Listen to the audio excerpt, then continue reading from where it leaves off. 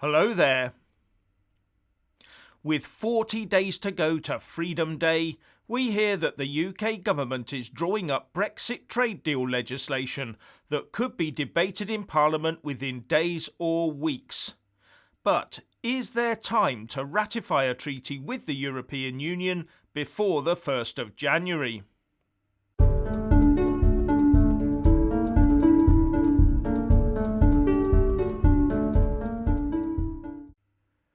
Firstly, please subscribe and like this video to give my channel a boost. And I'm always uploading new content, so please do check back daily. And a big thanks to my Patreon and PayPal supporters.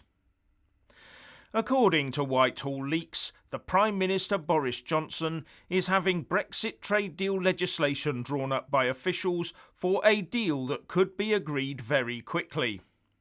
And if a deal were this close, it would, as I've said before, mean that some significant concessions would have been made by someone somewhere. So all this last-minute stuff might be about springing nasty surprises on Brexiteers just in time for Christmas. But one question to ask is, given the way treaties come into force as directed by statute law, is there time to ratify a treaty before the end of the Brexit implementation period? More on that in a minute. But first, some words of reassurance here. Since the EU negotiating team under Michel Barnier agreed to start drawing up legal texts for any agreement, these texts would be emerging thick and fast as the 90 to 95% of the deal, the most non-contentious parts, were agreed. And the story we're repeatedly told is that the lion's share of the deal is agreed, except for, wait for it, yes, fisheries, level playing field and state aid, as well as governance over the resulting treaty. These texts for the rest, though, would then presumably be sent under wraps to UK government departments to have the UK legislation drawn up to support it. That way, when the deal is presented to Parliament, it would have a whole raft of legislation to go with it that can be debated and voted on to quickly get it into place. And I think it would have to have legislation attached to it in any event, as we are now inside the 21 days Parliament sitting time to ratify a treaty in the usual way. Under standard treaty procedure, a treaty has to be laid before Parliament for 21 sitting days before it can be ratified.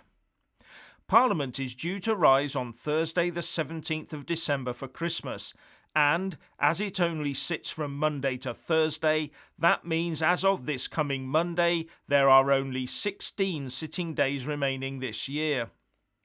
The 21-day requirement stems from the Constitutional Reform and Governance Act 2010, or Crag. An insight paper from the House of Commons Library called UK Parliament's Role in Ratifying a UK-EU Future Relationship Treaty explains. Treaty making is a prerogative power. This means the UK government, rather than Parliament, negotiates on behalf of the UK in the international arena.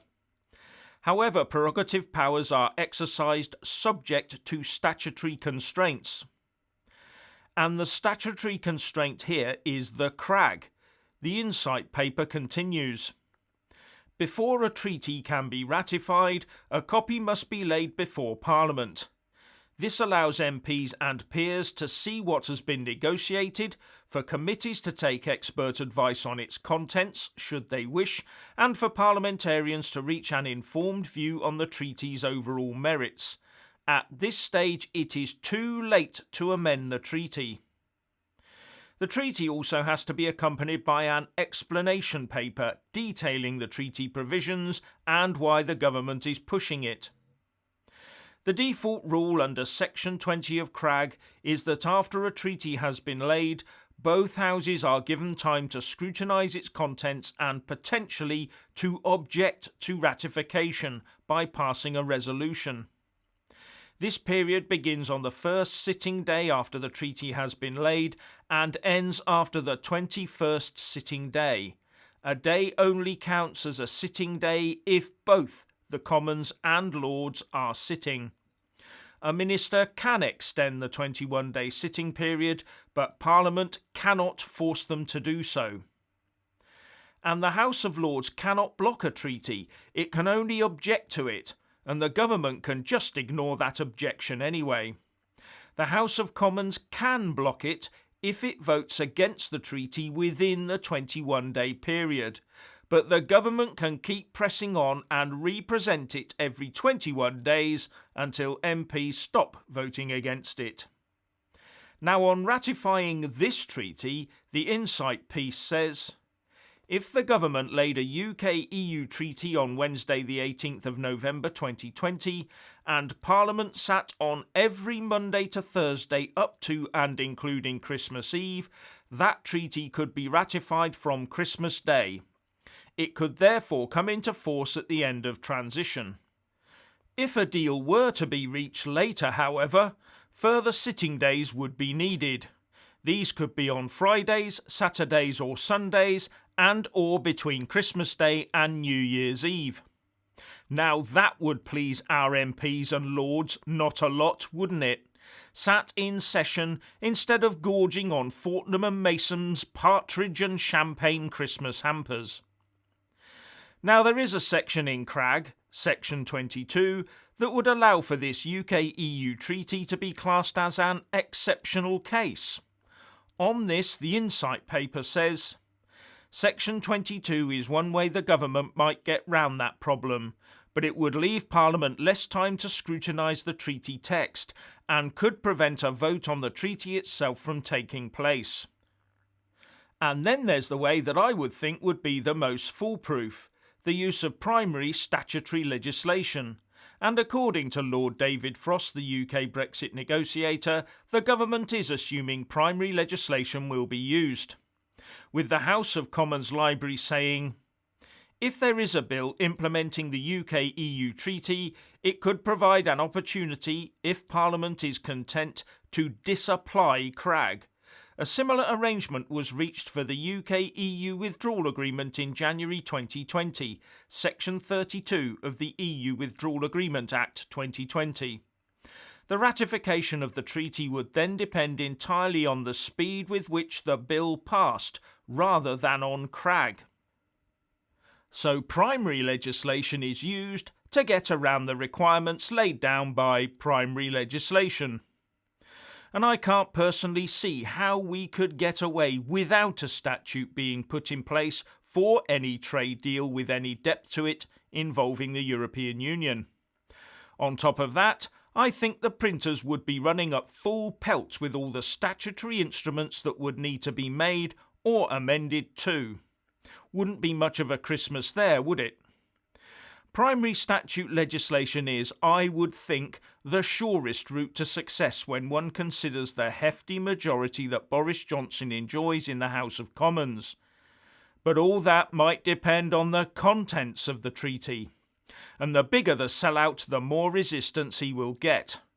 One suspects that the members of the Eurosceptic European Research Group, or ERG, are not going to just roll over at the last yard of this marathon Brexit trek.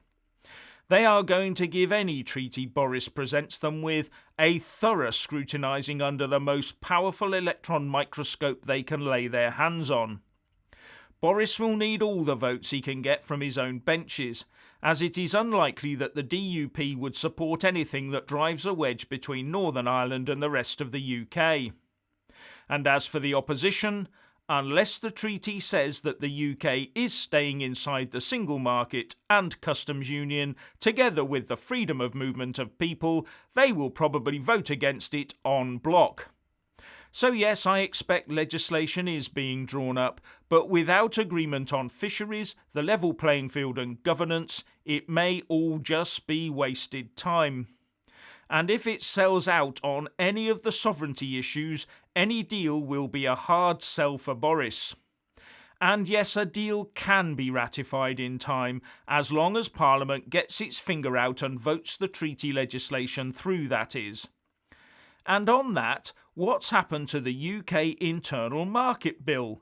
The bill with all those clauses that upset Brussels and our own pro-EU mob so much, that's currently stuck in the House of Lords. Doesn't that also need to pass through to royal assent by the 17th of December? Anyway, if you want to hear more from me, please don't forget to subscribe and also press that little bell, or you won't get any notifications. And if you want to see more of me, buy a mug with my mug on it by following the link in the descriptions box below, and support me on Patreon or PayPal. So what do you think about all of this? Please share and comment, and thank you for watching.